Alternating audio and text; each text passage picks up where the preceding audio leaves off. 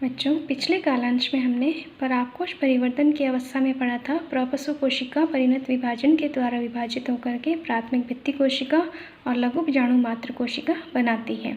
इस तरह से प्रत्येक परागकोश परिवर्तन के परिणाम स्वरूप दो स्पष्ट भागों में विभेदित हो जाता है। एक है परागकोश भित्ति और बीजाणुजन कोशिकाएं। तो हम इसको विस्तार से पढ़ेंगे। इसका एक अंश जो है विस्तार से हम देखेंगे कि परागकोश की भित्ति जो है वो किस तरह से दिखाई देती है। परागकोश भित्ति। परागकोश की भित्ति 4 स्तरों की बनी होती है। बाह्य त्वचा, अधस त्वचा,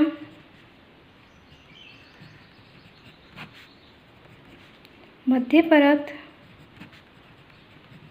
और चौथी और अंतिम परत है टैपिटम। इन 4 परतों से मिलकर के परागकोश की भित्ति बनती है। परागकोश में सबसे बाहर की तरफ एक परतीय परत पाई जाती है जिसे कहते हैं बाह्य त्वचा या एपिडर्मिस। बाह्य त्वचा की विशेषता होती है कि यह एकल परतीय होती है और इसकी कोशिकाएं रेखीय दिशा में दीर्घित होती हैं। रेखीय दीर्घित सबसे बाहरी भित्ति है और इसकी कोशिकाएं चपटी भी होती हैं। तो ये बाह्य त्वचा की विशेषता है। कार्य बाह्य त्वचा का होता है परागकोश की सुरक्षा का। सबसे बाहरी परत, रेखीय दिशा में दीर्घित कोशिकाएं और चपटी, एकल परतीय और कार्य सुरक्षा का। बाह्य त्वचा के भीतर अधस त्वचा पाई जाती है। यह भी एकल परतीय होती है और इसकी कोशिकाओं की विशेषता होती है कि मोटी होती हैं और त्रिज्यीय रूप से दीर्घित होती हैं। इसकी विशेषता है मोटी कोशिकाएं और त्रिज्यीय दीर्घित। साथ ही इसकी आंतरिक स्पर्श रेखीय भित्तियों पर, आंतरिक जो स्पर्श रेखीय भित्तियां हैं उस पर एक पदार्थ अल्फा सेल्यूलोज का जमाव पाया जाता है। यह है अधस त्वचा। इस पर अल्फा सेल्यूलोज बहुत ही महत्वपूर्ण है।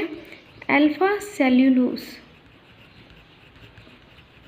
पदार्थ का जमाव होता है जिससे रेशेदार पट्टियां बन जाती हैं और इसकी विशेषता यह है कि यह आर्द्रताग्राही होती हैं। इस रेशेदार पदार्थ के कारण यह आर्द्रताग्राही होती हैं और परागकोश की परिपक्व अवस्था में तनाव उत्पन्न करती हैं और परागकोश के स्फुटन का कार्य करती हैं। यानी इनका कार्य हो जाएगा परागकोश स्फुटन। जब परागकोश परिपक्व हो जाता है तो आर्द्रता को ग्रहण करके इसमें तनाव उत्पन्न होता है जिसकी इसकी कोशिकाएं स्फुटित हो जाती हैं और परागकण मुक्त हो सकते हैं। इसके भीतर की तरफ यानी अधस त्वचा के भीतर की तरफ 1 से 3 परतीय कोशिकाओं की परतें पाई जाती हैं जो कि पतली भित्ति युक्त होती हैं और यह है मध्य परत। परागकोश की मध्य परत अधस त्वचा के नीचे व्यवस्थित होती है और 1 से 3 परतीय होती है। इसकी विशेषता होती है कि इसकी कोशिकाएं पतली भित्ति युक्त होती हैं और अल्पकालिक होती हैं। मध्य परत के नीचे अन्य महत्वपूर्ण परत पाई जाती है जो कि एकल होती है। यह सबसे आंतरिक और विशिष्ट परत होती है, एकल पाई जाती है और इसकी कोशिकाओं की विशेषता होती है कि इसमें बहुत से केंद्रक पाए जाते हैं। टैपिटम बहुकेंद्रकीय होती है। बहुकेंद्रकीय बहुगुणित, ये बहुत ही महत्वपूर्ण विशेषता है इसकी। और सघन जीव द्रव्य युक्त, जीव द्रव्य इनका सघन होता है, स्पष्ट जीव द्रव्य, और केंद्रक भी इनका स्पष्ट पाया जाता है, स्पष्ट केंद्रक युक्त होती हैं ये। और कार्य इनका बहुत ही महत्वपूर्ण है। कार्य होता है पराग कणों को पोषण प्रदान करना। जो भीतर परागकण बनते हैं उनको पोषण प्रदान करने का कार्य ये करती हैं। इन्हें नर्स कोशिकाएं भी कहा जाता है। टेपिटम के भीतर की तरफ, जैसे अभी मैंने आपको बताया, परागकोश और बीजाणुजन कोशिकाएं, दो इसके स्पष्ट भाग होते हैं। तो परागकोश की भित्ति हमने पढ़ ली, ये 4 परतीय है, और भीतर की तरफ बीजाणुजन कोशिकाएं पाई जाती हैं।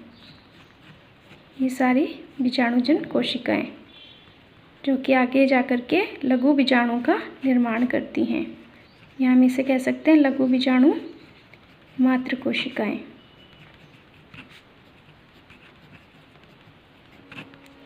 टेपिटम 2 प्रकार की पाई जाती है। एक अमीबीय टेपिटम, जिसे पेरीप्लाज्मोडियल टेपिटम भी कहा जाता है। इस प्रकार के टेपिटम की कोशिका भित्ति टूट जाती है और उनका जीव द्रव्य, मान लो ये टेपिटम की एक कोशिका है, इसकी कोशिका भित्ति टूट जाती है और इसका जीव द्रव्य अमीबीय गति करता हुआ परागकणों तक पहुंचता है। इसलिए इस प्रकार की टेपिटम को पेरीप्लाज्मोडियल टाइप की टेपिटम कहा जाता है। दूसरे प्रकार की होती है स्त्रावी टेपिटम या ग्रंथिल टेपिटम। ग्रंथिल टेपिटम, इसकी कोशिकाओं की आंतरिक सतह से, यानी इनकी कोशिका भित्ति टूटती नहीं है, इनकी कोशिकाओं की आंतरिक सतह से पदार्थ का स्रावन होता रहता है, जिससे जो है परागकणों को पोषण मिलता है।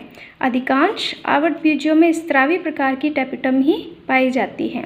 इस प्रकार की टेपिटम में एक खास बात और होती है कि इसमें लिपिड की बनी हुई, इनके अंदर लिपिड प्रकृति की गोलाकार संरचनाएं पाई जाती हैं, जिन्हें कहते हैं प्रोयूबिश बॉडी। बहुत ही महत्वपूर्ण है, ये भी लिपिड की बनी हुई है ये। और इनके चारों तरफ, प्रोयूबिश बॉडी है, इनके चारों तरफ स्पोरोपोलिनिन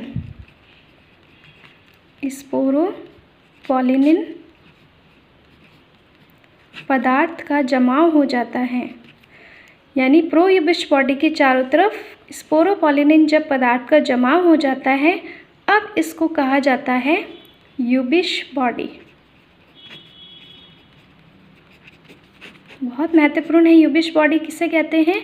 प्रोयूबिश बॉडी, जो कि स्त्रावी टेपिटम के अंदर लिपिड प्रकृति की संरचना है, जिसके चारों तरफ स्पोरोपोलिनिन जटिल पदार्थ का जमाव हो जाता है।